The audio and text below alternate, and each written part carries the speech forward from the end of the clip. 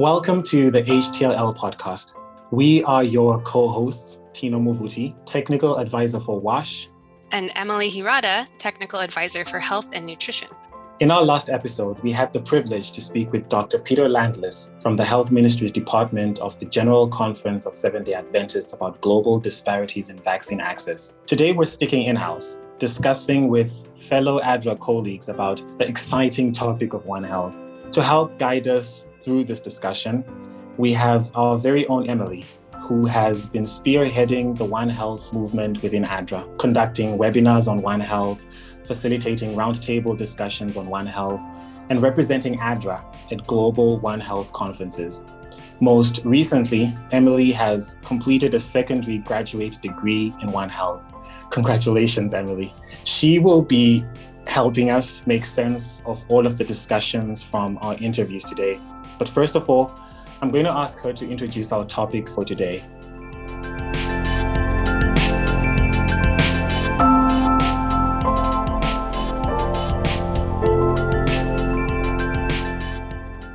Emily, could you give our listeners a brief introduction to One Health? Yes, thank you, Tino. Absolutely. So, in a nutshell, One Health is an approach that links human health, animal health, and environment health all together as one package. So instead of three separate types of health, so human health, animal health, environment health, it's simply One Health because all three elements of health, the human, the animal, the environmental aspects, are very, very closely interlinked and interdependent. And this approach is not only gaining recognition across the globe, but is also relevant for us at ADRA because we operate in these different spaces already. A big part of One Health focuses on the collaboration between different disciplines. And it shouldn't be thought of as just a health approach either, but rather full well-being and all that goes into it for people, for animals, and for the environment. So in order to truly operate in One Health fashion, collaboration across many sectors and disciplines need to take place, and they need to have well-rounded approaches. I hope that kind of helped explain it a little bit. It definitely does. So in light of all of that, what we're going to do today with this episode is a little different. We're going to talk to guests who come from a variety of backgrounds and interests related to One Health's three pillars: human, animal, and environmental well-being. We are so excited for all of the experience and viewpoints they bring to the discussion today. It will be a longer episode than normal, but we think it'll be worth your while. Let us start out by delving a little deeper into the public health, human well-being aspect of One Health. For this, we're going to add Shilpi Das, ADRA India's Program Manager for Health, to the conversation. With over 15 years of experience in public health, a Master of Veterinary Science, and previous involvements with disease surveillance and control, Shilpi brings a swath of experience to the table when it comes to One Health. Shilpi, welcome to our conversation on One Health explorations.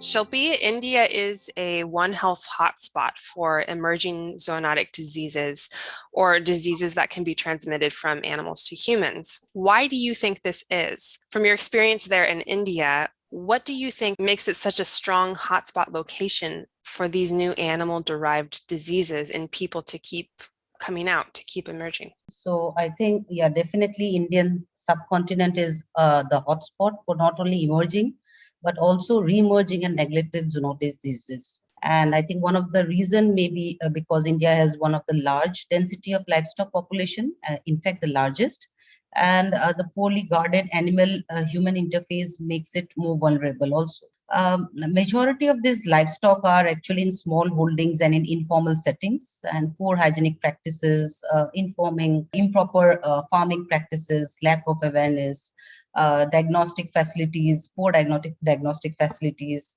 I think all this makes India much more vulnerable. Moreover, with the changing environmental condition, demography, and socioeconomic factors also put India at risk of epidemic of emerging infections. India further has the challenge of not only the zoonotic disease, but also newly evolved zoonotic disease. That means that it has been found years back in India, but in a particular location, in a particular geography. But now the occurrence is more in other geography, or is expanding to other geography or host of vector ranges due to changing ecology. Like if I say, for example, brucellosis have been emerged from one state in Haryana, where earlier it was mostly found in Haryana, but now it is also found in Goa, which is a coastal area, and no dairy rearing is there, but brucellosis has been found in Goa also. Similarly, Japanese encephalitis, it was found in the southern state of Tamil Nadu, but now it is also prevalent in Uttar Pradesh, in UP. Leptospirosis, for example, it was always prone to the area of Maharashtra, Mumbai, but now it is seen in Punjab. So I think these are some of the example and diseases which have gone beyond their geography, and that is what is a bit complex here. And I think extension of these zoonotic disease to non-endemic areas has increased the complexity and the chances of more occurrence. I have a quick follow-up question. You mentioned part of it has to do with poorly guarded animal-human interaction. Can you speak a little bit more about that? What do you mean by that? Yeah, so poorly guarded, more human animal interaction is you will find, you visit any village in India, and you will find that the cattle are reared, are kept inside the houses also, where the children are playing, where they are sleeping. So there is no separate boundary for animals or human. That's what I meant to say. Like for piggery farming also, if you go to Assam, there are certain tribes which rears pig just below the house. So there is such high chance of transmission of diseases, because pig is itself a host of so many diseases, and the children play with the pig, they stay there, they get a ride on the pig. So there are such close interaction happening that there is high chances of transmission of zoonotic diseases between these two. So I guess my next question then is, what do you think is needed to mitigate this kind of disease transmission in a place like India where you are? You mentioned hygiene, you mentioned livestock practices, but what else? What do you think is needed, and what do you see as ADRA's role in these kinds of activities? Emily, I think that One Health collaboration between the veterinary sector, the public health practitioners, the policymakers, or in short, if I say intersectoral coordination, should result in a more efficient and effective joint approach actually to the diagnosis and control of zoonosis. Even though it is there, but definitely more in-depth study and more in-depth participation should be there for this intersectoral coordination. Currently, there are inadequate efforts for One Health, and with the emergence and re-emergence of pathogen in India, there is definitely an immediate need for strengthening the One Health programs. Increasing burden of zoonosis on public health in India can be prevented, I think, only by periodic surveillances, pre-assessment or forecasting of zoonotic disease, and capacity building of both both side, the community side as well as the practitioner side or the government side who are giving services to the community. I think both way we have to really strengthen ourselves. I'll just give you an example. Poor research is one such thing. Like if you see rabies death in India, you will see the record. It is only 20,000 deaths per year. And this record, I've been seeing this record since last almost 10 years. Like in 2020 or 2000, I saw that record, and I think it is 2021. The number hasn't changed. So you can really understand what I meant, because there is no research, there is no surveillance system which says what exact deaths are there, how many zoonotic diseases are happening. So these are some of the challenges which I see has to be, or the gaps which has to be definitely fulfilled. Regarding your next part of the question, ADRA's involvement, definitely I can see ADRA can be effectively be part of the role. Since ADRA's strength is community mobilization and awareness, especially ADRA India has its own strength in community mobilization. And so teaching, training, and awareness program for farmers or the community can be undertaken, which can result in improving the disease control in animals and reduce public health risk of zoonosis. Also, ADRA can work with the government to strengthen the intersectoral coordination mechanism. I think with that partnership, we have lot of things to do. Lot of partnership is required, and I think a lot of opportunities also. You know, ADRA is so strong when it comes to community mobilization. We have a real strength there. So I definitely think you're absolutely right. And working with government, that's a great great recommendation as well. Shilpi, this brings us to the end of our questions for you, but I want to know is there anything else you would like to share with our listeners today? Just like to reiterate that intersectoral coordination, research, and a practical approach of One Health is required to avoid emergence or re-emergence of zoonotic diseases. Absolutely. Yes. Thank you. Thank you so much. And good luck with the rest of your work that you continue to do there in India. Thank you, Emily. What a great start to our conversation on One Health. Already we've gotten a really interesting perspective on how public health or human health can be impacted through our connections with the environment and with animals. It's a great segue into our next conversation with Davidson, the Senior Advisor for Agriculture and Economic Development at ADRA International. Davidson has an academic and professional background in both animal science and agribusiness, and he brings knowledge and expertise from the animal and larger agriculture sector to the conversation. Davidson, welcome.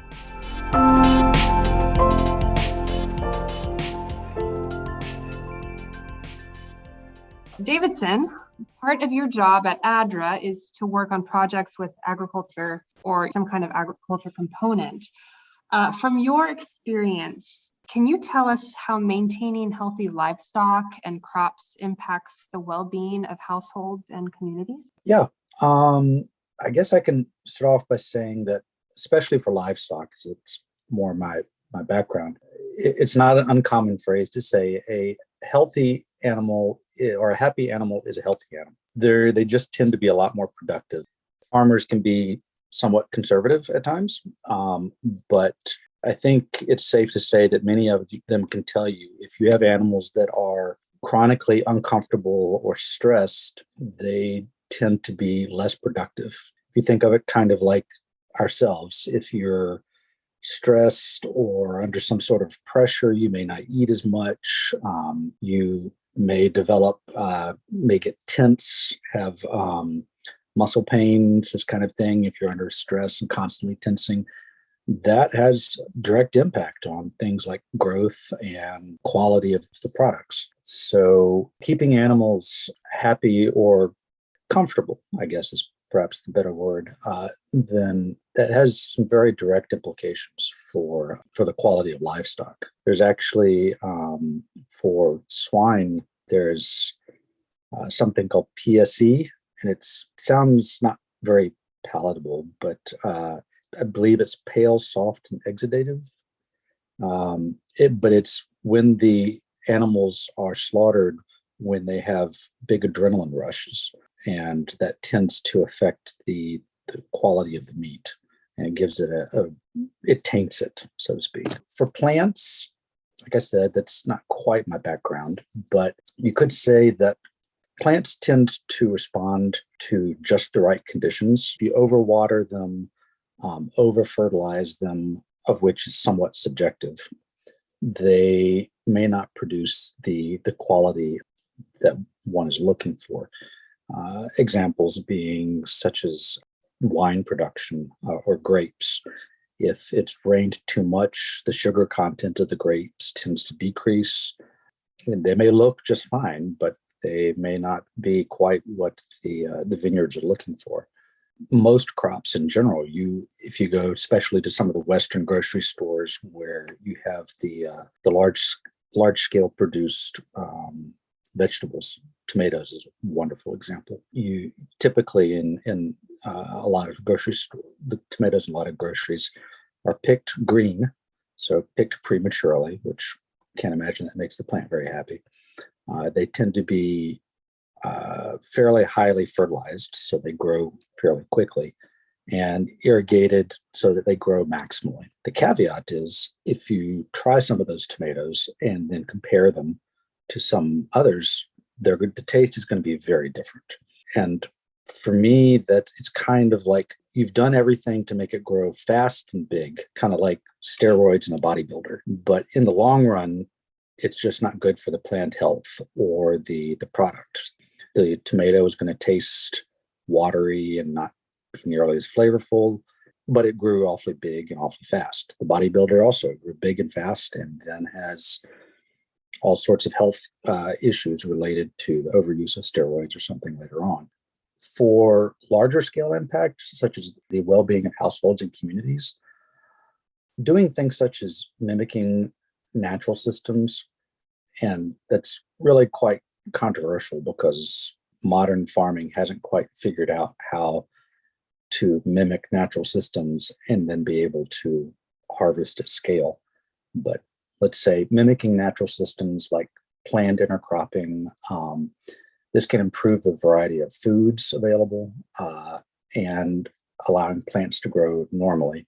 That helps the communities and the households. Those healthier plants that are grown more closer to how they would grow in the wild, not exactly. Going back to the bodybuilder example, they're probably better quality fruits and vegetables, nutrition-wise.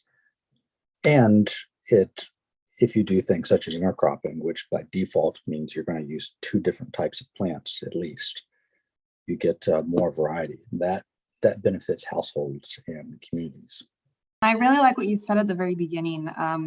A happy animal is a healthy animal, and it sounds like that could sort of be translated into the plants as well. A happy plant is a healthy plant, and as you're saying, the happier ones probably have more nutrition and all of that. That's really interesting.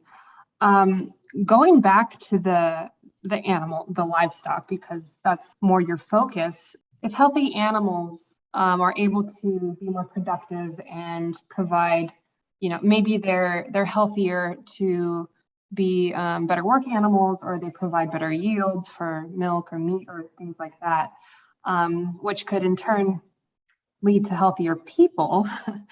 So if these healthier animals lead to healthy people, from your perspective, who do we need to include at the table to ensure that animal health is considered when we plan projects that serve the most vulnerable?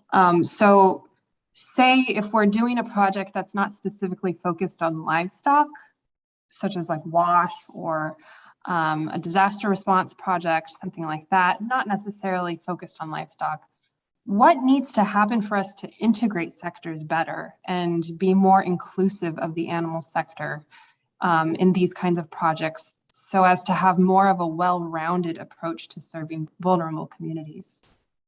I know that was a mouthful.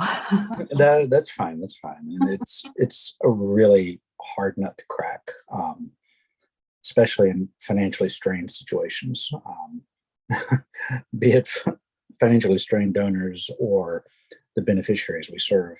The easy answer would be the donor, as doing what they might view as additional activities would probably be fine, so long as they didn't have to pay for it. And we still got everything else done to the level they're expecting. I personally don't think it's quite that simplistic, but I do definitely believe the donor needs to be at the table, to say the least. I think, and this is me bringing in behavior, because just over the past 20 plus years, it's become apparent to me that behavior is really, really important in our work. But I think a really big shift in behavior is needed, and that would be at all levels. The donor, ADRA, or the organization, implementing organizations, and the beneficiaries. The donor may not be willing to pay for it. ADRA offices might not think it's needed or want to do the additional work. And beneficiaries almost certainly have their own ideas about raising livestock that might not necessarily be the best for animal health. And dealing with three levels, all of which are unconvinced, really makes it quite difficult. It's not a great answer. I can give you an example, and I will toot the horn of WASH, so to speak. A good example I saw of incorporating in livestock into, say, this wash example with minimal additional funding and work, it actually killed multiple birds with one stone, so to speak. I've seen wash water points where livestock watering is incorporated into the water points. The water is diverted away from where the people are collecting the water, but it's diverted to troughs so that the animals, shepherds can bring their animals. If shepherding is your livelihood and you've got to get your animals watered, it doesn't matter if some NGO puts up a fence around a watering point, you're going to tear it down to ensure your animals are watered.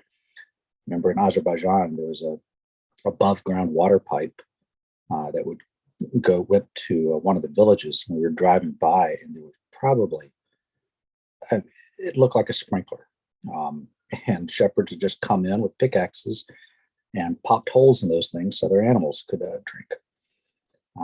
Didn't help the village very much. Probably the shepherds shot themselves in the foot because they lived in those villages. But human nature is a funny thing.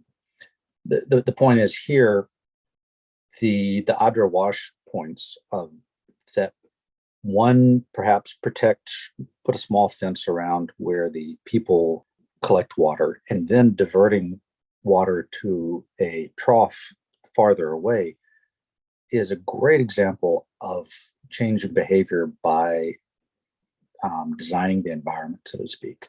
And I mean the operating environment, not climate and land and all that. I'm pretty sure it was done for sanitation purposes, i.e. it's not necessarily sanitary to be collecting water from the same place that sheep are taking a swig out of. But we change the behavior by changing design of the watering point. You make it harder for the shepherds to water their animals in the same place that people water, which, okay, that makes it harder. But if you don't give them an easier alternative, they may tear the fence down anyway. But you divert the water away and you make it easy. You give them an easier alternative, and so that's what they choose by default. That's was to me stuck out as a great example of incorporating behavior and positive behaviors, not by training, not by cajoling or educating, but just by designing. And I think, and that was something that didn't necessarily take a lot of water, but you improved animal health, you improved human health. And I would argue that at least the design part of keeping the animals separate, I can't speak to the pumps and such, but that part was also probably sustainable. There's really no motivation for shepherds to come in and start tearing down the fences or anything, as long as their livestock can drink. And it's, as I mentioned, fairly cost effective. I don't think it would cost that much extra to add a trough and just use a small pipe to divert it to the trough.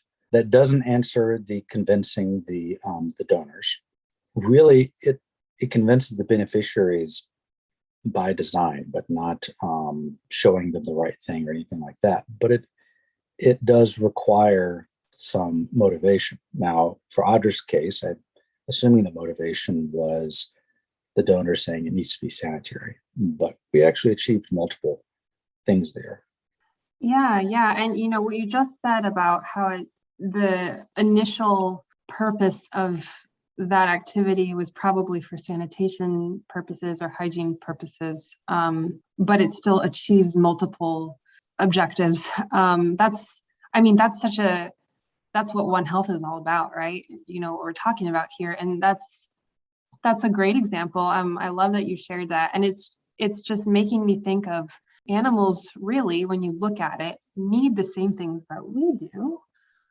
They need proper food and water, nutrition, all of these, shelter, all of these things. And how can we tag on that animal component to what we're already doing, such as this example you gave? I'm just thinking, with food assistance, how can we tag on that? How can we tag on animals to that, or health projects, home visits for families?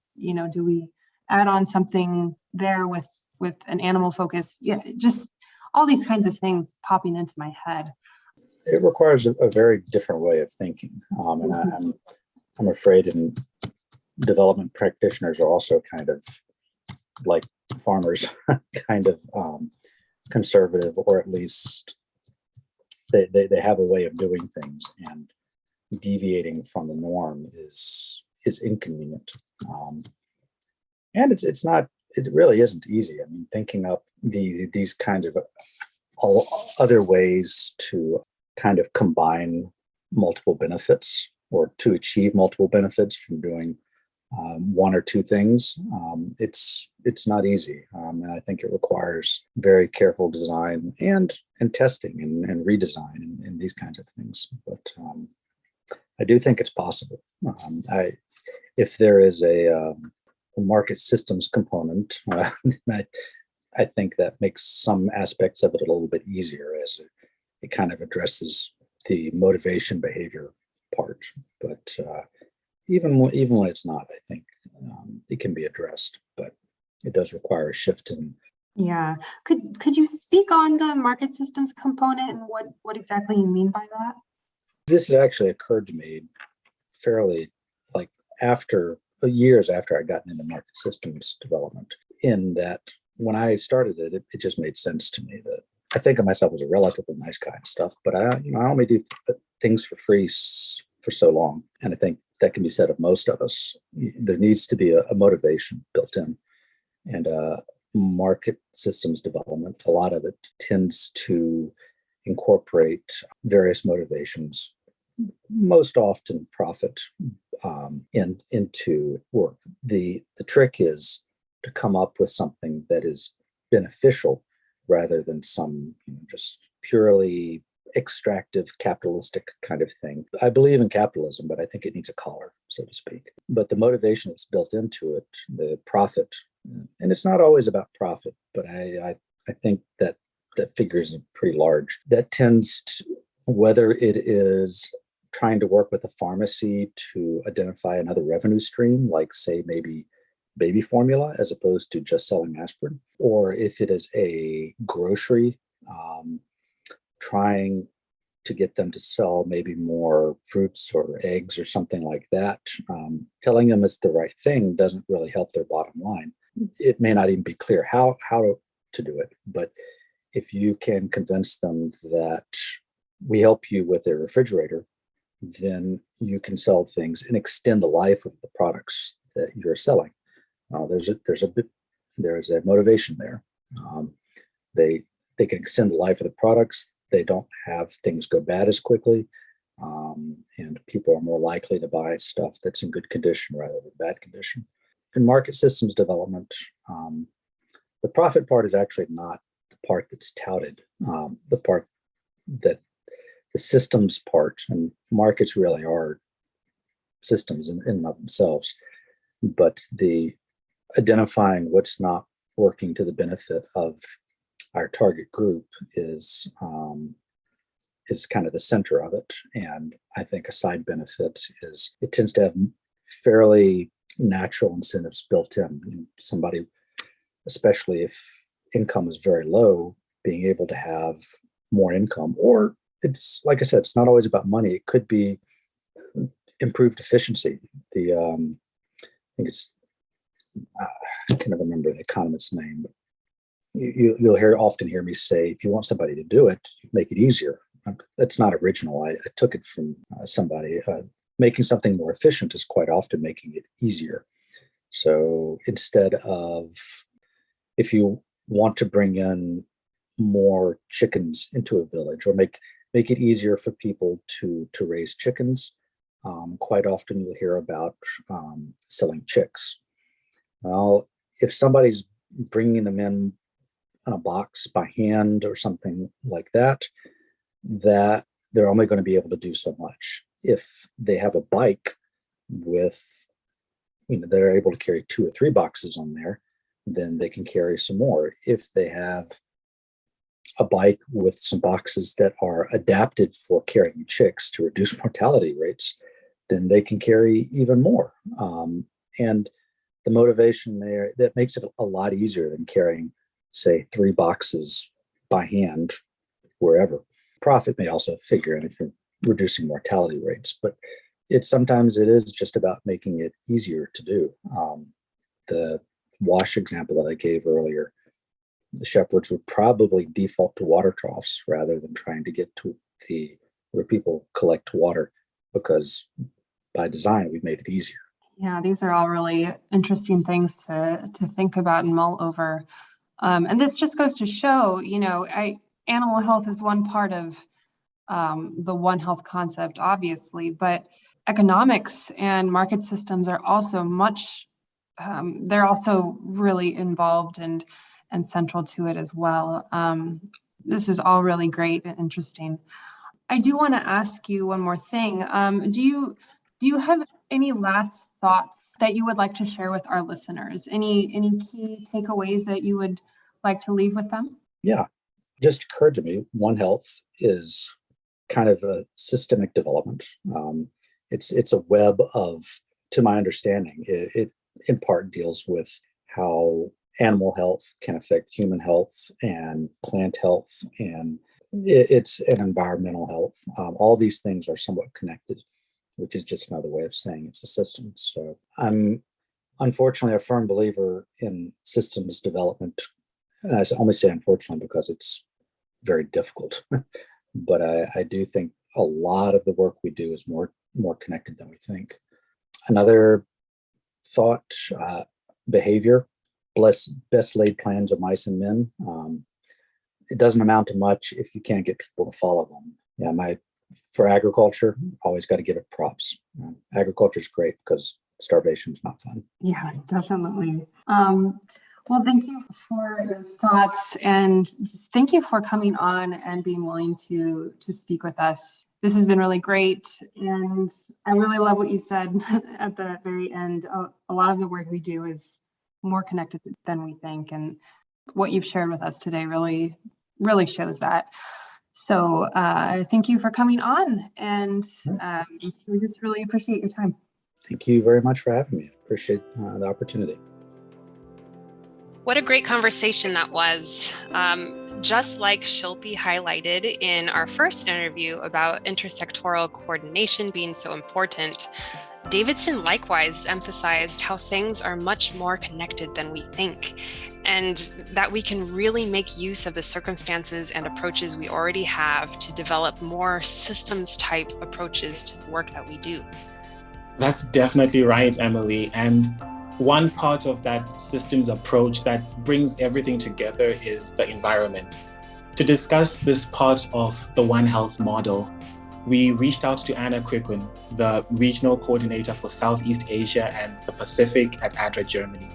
Anna has demonstrated a keen interest in protecting the environment and has been instrumental in the development and rollout of the ADRA network's carbon neutral strategy to help reduce ADRA's carbon footprint to mitigate the effects of climate change. Anna, we're so happy to have you with us.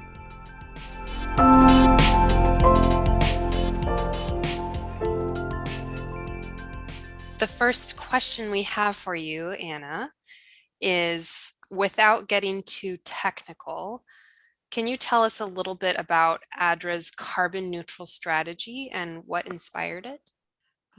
Yeah, the carbon neutral strategy, we didn't want it to be too technical. We rather wanted it to be quite accessible for all ADRA offices.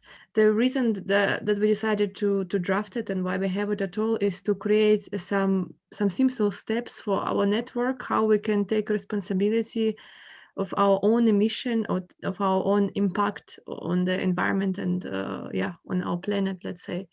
So we saw that the climate change is escalating pretty hard. For the comparison, our planetary border right now for the atmospheric carbon dioxide concentration in parts per million is 350, and we are now at 400, and it is rising. So we overstep our planetary border. So we wanted to do what we can. So we created this guide for ADRA, and the guide consists of 2 simple steps. The first one is to create awareness and take a decision on what is it, the climate change, what we want to do to mitigate it, and are we responsible at all at ADRA, as ADRA and as individuals as well. The second step is to calculate our own footprint, where it lies. Is it logistic perhaps, or maybe some kind of type of waste, our air flights, to understand where our major emission point lies. And then as a third step, one would create the action plan to actually reduce these emission sources in our offices and perhaps in our projects. And as a fourth steps, one would see how much emissions has left after all of our efforts. And one could see how one could bring them to zero, to balance them through our projects, to maybe some reforestation activities or some others, or perhaps to purchase of the carbon credits. Yeah, so the whole point of the strategy to be pretty accessible for everybody and to take responsibility in our hands, more or less. That's really interesting. I'm curious about the accessibility part. How is this being made accessible to the ADRA network? Well, we have this document, the document, and of course you still need to read it. There are these 4 steps. We also have awareness. There are some steps there that you can take. What I find is more technical part of the whole 4 steps is this calculator, where you actually calculate your footprint. So we created customized calculator for our ADRA network, which we could use to see where the emissions lies. But I also see that we need more trainings for this, to introduce it, to make it more easier. So we're looking at some trainings. We're also developing now, and it's going now through the PDAC and EMAC, our carbon reduction guide, which is the quite a long one, but one can just pick the pieces which one need to get more information on how to do this, how to reduce, how to calculate, what kind of activities what could do. So it's more like you could say it's a longer guide, but you could pick out the ideas to make it more to give a little bit more ideas. But of course, one would need to sit down and take a look at the document. Perhaps we also need to look at more accessible ways, like a training packages for the offices and something else. I mean, I'm not saying that the reading long document is the best way to learn something. So there is a ways to improve, but there are tools and there are document with the clarifications. Perhaps we also need to look at the better ways to package it. Yeah. So going back to the awareness part of it, this podcast is part of what we do with this podcast is sort of raise awareness about certain issues. And that's certainly what this episode is about a little bit. So for our listeners who might not be as familiar with carbon emissions and this topic, this subtopic, I guess, could you explain to us just a little bit on what kind of things actually contribute to carbon emissions, and what kind of things would this customizable calculator actually calculate? There are quite a few different things that contribute to our emissions. There are, for example, our land management. One of the if you're not looking at the office, but at the planet as a whole, it's our land management. Our land management is, especially with our monocultures in our mechanical intervention into the soil cultivation, they make the soil be less able to absorb and sequestrate carbon, actually, and also the pollution as such, loss of the biodiversity is also connected to the lack of the carbon absorption by the plants, because we're losing the diversity. Hence, we're losing all of this. The oceans acidification also impacted. In our offices, if you're not looking at the planet as a whole, what contribute to the climate change? Well, it's in the thing that we calculate in the calculator is our logistic. I would say for ADRA, perhaps without looking at the all databases of our offices, I would estimate it is our logistics. It's perhaps our flights and travels and commute to work, commute to the projects, anything. Also our procurement. We perhaps need to look at the ways how we procure and what we do in the humanitarian settings and the development settings. do we hold the producers of the goods accountable, or at least do we ask, if we cannot hold them accountable, at least if we look into packaging. A simple example for this, for humanitarian action, we distribute the little plastic bottles to every person of the 500 milliliters, thousands of them. Are we creating pollution through our actions? Is it also do not harm when we are in the end creating more problem than a solution? There are different things, but in a calculative measure, for example, things like logistics, including the commute of the employees to work, the hotels, so our burden through the hotel stay, through the waste management, through the heating, through the electricity, so the usual office inputs that one has. If one want to look in calculation into the projects, one will need to see what are the major activities that the project does, but I would say their major emission factors are logistics, again, how you deliver things, and what are you delivering, how you package it, so your procurement. So it's a logistic and procurement, there will be major sources perhaps. That's a lot of things from our everyday lives and our work lives that we don't even think about. Some of those things that you were mentioning, some really sobering things to think about, I think.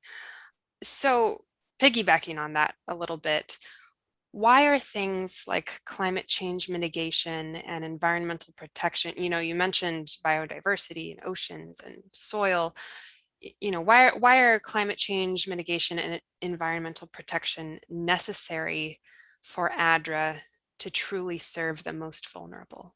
I like to mention at this point the concept which is called the donut economy, which introducing this connection between the people and environment, because often when I used to talk about the environment and the climate protection, I used to hear a lot, but we as ADRA, we help the people.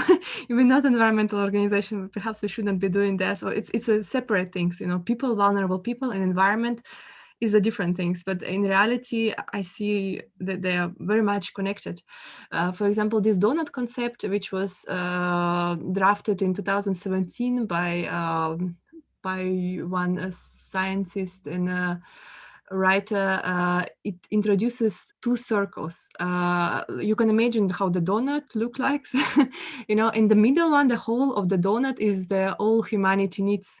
And all humanity needs are very diverse: food, water, education, protection, and so on and so forth. And we need to meet these needs in order for us to satisfy the needs of people, in order for us to give the life that people deserve, to support the most vulnerable. So we need to be able to mitigate them. At the other side, on the outer circle of the donut, outside one, they are our planetary borders. And we have the ceilings which we cannot step over. For example, like our climate change, like as already said, we are overstepping the carbon dioxide border that our planet can carry in order to exist. Another one of them is, for example, biodiversity loss. Our planetary border of the loss of the species per year, per million, is 10, at least 10, not more than 10. And we are now at 100 to 1,000 and it's still rising. So we are rapidly losing diversity of the different species, and our planet cannot carry it and it cannot survive ultimately. Our land conversion, loading of the soil with nitrogenous phosphorus for the cultivation that we're doing now is a soil, it's all depleting resources of the planet. So we need to see how we can live in a certain balance so our planet doesn't cease to exist in a way and we can still survive on it. And at the same time, we need to satisfy our own needs. And it impacts the people who have less resources than anybody. For example, if you look at the pollution, now 24% of the urban population living in slums in the developing countries. And in the slums, you will see the major pollution. The major factories that don't have any kind of filter or the policies, they are all in these poor areas. For example, a good example of this is in New Delhi, where the major pollution is exactly in a slum area. And the people who live in a slum, they are by definition most vulnerable. They cannot afford to live anywhere else. or for example in Beijing. And so hence they're getting all these health issues, related things where people who are a little bit better off, they can afford the filters, air filters or the water filters, and they living there, for example, better life. Another example that I saw in the projects was in Vietnam, where I saw the most vulnerable people without documents or money living on the river delta of Mekong in the areas prone to flooding, where every year the flooding occurs. So they cannot live anywhere else because they don't have any resources. And as most vulnerable people, they are faced with this overflooding and a need to flee every year. And the overflooding is connected to the climate change, to the shifting patterns. Another example I saw, for example, in Fiji, where people use quite a lot of chemical fertilizer without actually being able even to read the instruction, without any kind of protection. And the health suffers as a result of this, of the farmers who plant and of the people who consume. And the people who have a little bit more resources, they can perhaps afford better food, better housing, better water purification, air purification systems. So the more we neglect our environment, the more we neglect the people who cannot afford anything better. Yeah, and you gave a lot of real examples of those connections that you're talking about. From your experience, when you bring up these connections, how the more we neglect our environment, the more it impacts the most vulnerable. When you bring this up to other people, whether it be ADRA or people external from ADRA, are they more receptive to the message of climate change mitigation and environmental protection then when you bring up those connections, or is it still a bit difficult to convince them, if you want to call it that? Well, I think as long as you're able to connect people need and a planet, it gets much better. Because then people see that it is for people. It is not just for something that, I don't know, maybe we will, perhaps doesn't have impact on us. And that's why I think we as ADRA need to focus on both on mitigation, what I just talked about the reducing our impact through the different areas, through the reduction of the carbon dioxide and so on, and through adaptation to basically to learn to live in these conditions of this planet and supporting the most vulnerable in that. And if you work in an overlapping path between adaptation and mitigation, I think that's the sweet spot that ADRA as an organization should hit, because then what one can see the impact on the people. Because adaptation, for example, is to plant the way that plants can grow in a changing climate. They can be resilient. At the same time, the soil is not, the resources of the soil are not depleted and it is healthy. So hence you're getting more harvest. So hence you're getting more income, you're getting better livelihoods.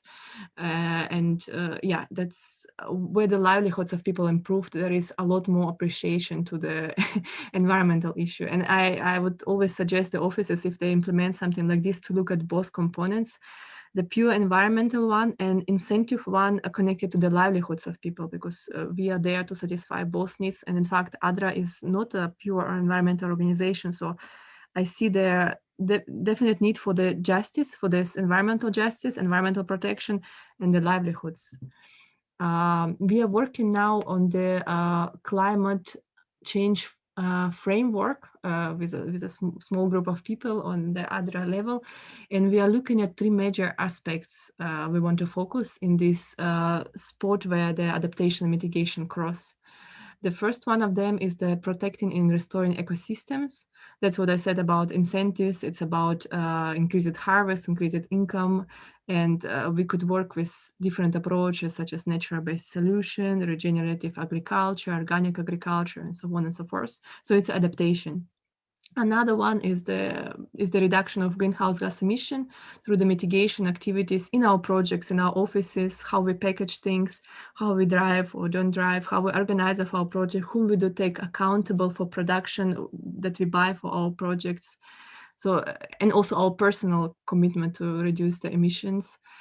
And the third one is to improve the resilience of the communities we work with. And resilience is a complex subject. It is not just disaster risk reduction, it is it is more of a resilience to all the different aspects of life: education, economic, environment, political, governance, health.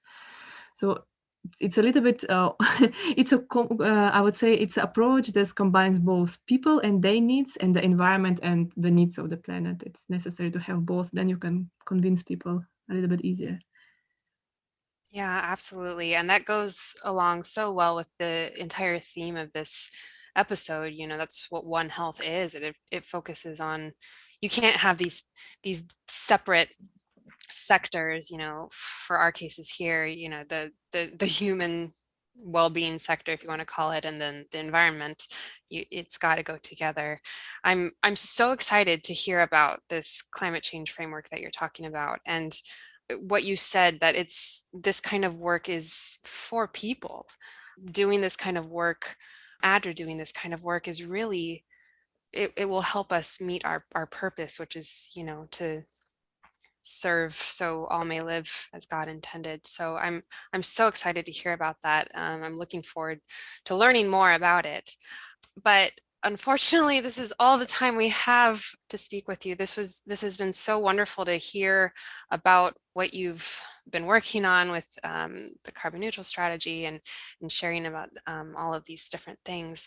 Is there, as we wrap up this part of our episode, is there anything else that you would like to share with our listeners today? Well, I don't know, a lot. And I think one just needs to be curious. If I would say if the offices or the listeners are interested in this topic, my personal advice is just to read about it and look how one can contribute, because one does not need to be perfect, or one does not need to be environmental activist 24/7 or environmental NGO to do change. The change starts with the small steps, and even the small offices and a small project can make a change. So I would always say it is better to do a little bit of something than nothing in this case. So we should, if you cannot do all at once, to do stepwise is still a good way. I love that. And where can people go to find out more, to find these kinds of resources? Well, for the climate neutral strategy, we can go on the INET into the RTLL, into the documents. For the carbon reduction guide is going now through the PDAC, and we are going to release it in the next couple of weeks to the network, and we also will put it at the same place, RTLL, the documents.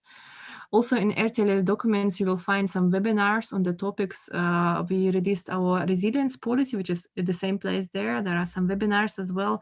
And resilience policy is a complex topic with components about adaptation, mitigation, climate change, and environments as well. So yeah, you can go on the net and take a look. Also, I would suggest reading perhaps the Donut Economy book, which is not an ADRA written book, but you can find it, Google it up. Brandon from ADRA always recommend this book, Drawdown. It's also quite interesting that I read now, perhaps something interesting to look at. Well, Anna, thank you so much for joining us. This has been really wonderful, and I'm sure that we will have more opportunities later down the road to chat again. Thank you so much. Thank you, guys. Bye-bye. You can really tell how passionate Anna is just from hearing her speak on this topic. And I know that some of the resources she mentioned will really come in handy for ADRA as we continue to establish our role in this space. We can share links to those in the show notes. For our last segment, we've approached Melissa Witzman, one of ADRA International's former health interns, who is currently pursuing a Master of Public Health from Loma Linda University. She will give us her insights on One Health from a student perspective and how it might play a part in the careers of young professionals who are entering or soon to enter the workforce. Hi, Melissa, and welcome.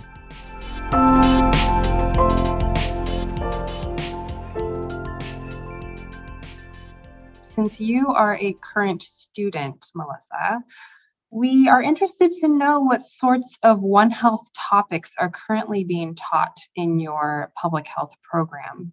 So currently, there aren't any specific concentrations for One Health or any electives in regards to One Health, but the faculty and staff really like to seek out input from current students and alumni So I'm hoping in the future there will be a One Health concentration and even electives for people that are interested in learning about One Health. Are there any, when you're in your classes, is there any mention of One Health or planetary health or, animal health, anything like that that's even mentioned in your programs, or it's not even talked about really? Yeah, so very briefly at the beginning of, or the start to my Master's in Public Health program, they do offer, it's a requirement to take the core courses in public health. And in one of the discussions, it was very, very briefly touched upon on what One Health is and how One Health falls under the umbrella of public health. So that's kind of how I learned about One Health. And then I kind of just did my own research on finding a little bit more on what One Health is and the One Health approach. Very interesting. So that leads me to my next question. What do you think are the most important skills to hone in a young professional like yourself, or a student like yourself, I should say, who aspires to make contributions to One Health, especially since not all public health programs, school programs, offer specific concentrations? What do you think is necessary for students like yourself? So I would say one of the main skills to hone in on is collaboration. As we can see, One Health involves many components such as human health, animal health, and environmental health. So I would say to start off in the beginning of your career, to start talking to your teachers, to other students that are in other concentrations, to join webinars. Hopefully they'll be related to, One Health topics, and to just expose yourself to a lot of the different areas that are within public health, because, a single person or an organization, we can't alone solve the issues that fall under One Health. So it really just takes a lot of teamwork and, like I said, collaboration. So it would just primarily be to start getting that exposure and talking to a lot of different people and to start networking. I love that. I love that. That's so core to One Health, that collaboration piece. I'm curious to know if, what are some of the opportunities that exist at your school, in your program, that help you become exposed to other areas of public health? That's a very good question. Right now, because I began the program fully remote and have just done a lot of online courses, I have only briefly attended the campus so far once throughout the year. I do know that there are a lot of opportunities within the community to help out with just a variety of different projects. So I believe that once we are in person, hopefully coming up soon within this year, I'll be able to look more into what different clubs there are and just different activities that are going on campus. So hopefully I will be able to find an area in One Health that's going on within the campus, because I'm sure there are, other faculty and staff and students that are interested in this area. So it's kind of just searching and figuring that out. Yeah, for sure. For sure.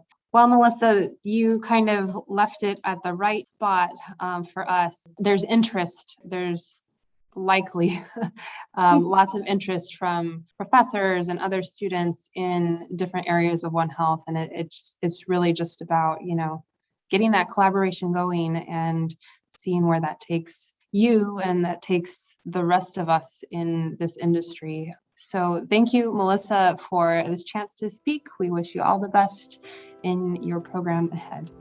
All right, thank you. What a great way to end the conversation with our guests.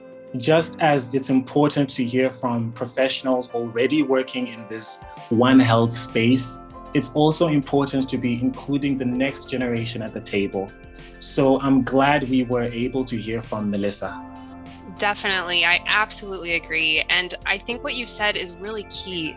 We need to include all sorts of different voices at the table when it comes to One Health, because One Health impacts us all. Even if we're too young for the workforce, or if we don't specifically work in one of the three main sectors that define One Health, we're still all impacted and we all have a role to play.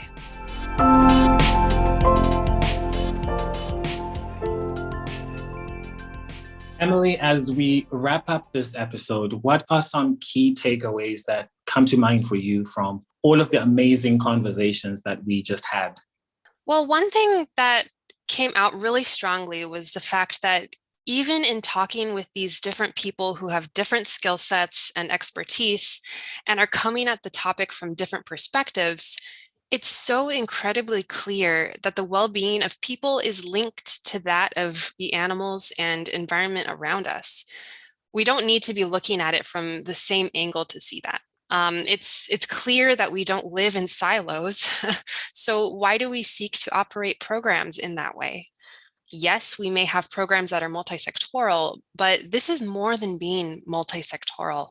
It really needs to be transdisciplinary to the point where sectors are blending so much that you can't even tell where to draw distinctive lines between them. And something else that stood out to me, which is very real, is something Davidson shared about the financial constraints of integrating sectors. Sometimes donors may not necessarily be against the idea, but if it doesn't fall in specifically with their protocols or guidelines or broader strategies and goals, they likely won't want to fund those things. So this is a real area where we can be involved in advocating to donors, as well as with other organizations like ours that have similar donors.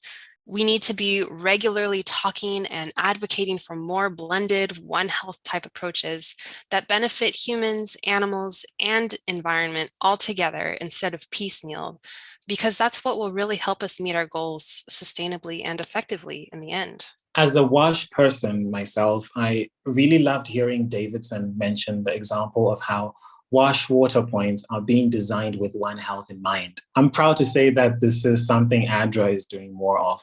They're termed multi-use water points.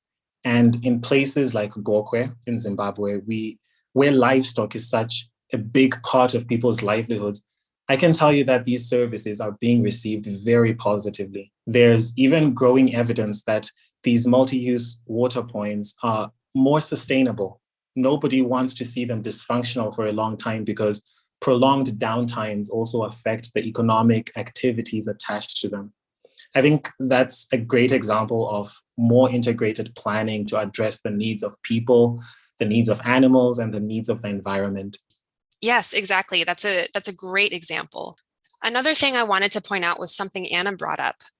As climate change is really coming into global focus with COP26 and everything, it's certainly in prime view, and it is clear we need to be doing everything we can right now, no matter how small. Anna reminded us that we seek to do no harm, but are we really doing no harm with how we operate? She mentioned flights, commutes to work, and procurement, even down to whether or not we're providing plastic water bottles as part of a disaster response. It may be good in the moment, but will it actually result down the line in more harm? These are questions we as an agency need to consider and really mull over so that we are really doing right by the environment, because as Anna reminded us, neglecting the environment in these ways really means that we're neglecting the most vulnerable people that we claim to serve. It's a very sobering thought, in my opinion, but a good one. This is opportunity for us to take stock of what we're doing and improve our practices to make them greener and healthier for all life on this planet. I really loved that conversation with Anna. We're so busy with our everyday tasks, reports, proposals, day-to-day operations, and it can sometimes feel like dwelling too much on issues like the environment would take away from us dealing with more urgent and visible threats like hunger and disease. But as Anna was talking, she really makes it clear that it doesn't have to be a zero-sum game. Incorporating environmental issues into our day-to-day work also addresses these other threats. And preserving the health of the environment presents some very real benefits for some of the most vulnerable people we serve. Assuming that we or most humanitarian workers are driven by a desire to see the lives of the most vulnerable improved, I think this is a real big motivation for us to start incorporating One Health into our work. Yes, absolutely. I fully agree with you. The last thing I wanted to bring up is that it's clear One Health isn't quite on everyone's radar yet. We can see that in our interview with our intern, Melissa. While it was briefly mentioned in her classes, it isn't front and center as a major focus in her program yet. But there are many schools that already offer concentrations and full majors and even doctorates in One Health. And that number of schools is growing very, very rapidly. And this is really important to note for ADRA, because this means that the incoming generation, the incoming workforce that will soon be joining our industry will have One Health perspectives built into their skill sets. So to make us relevant as an agency, we need to pay attention to this trend so that we can attract the brightest minds of the incoming generation and be keen to the new approaches they've been taught.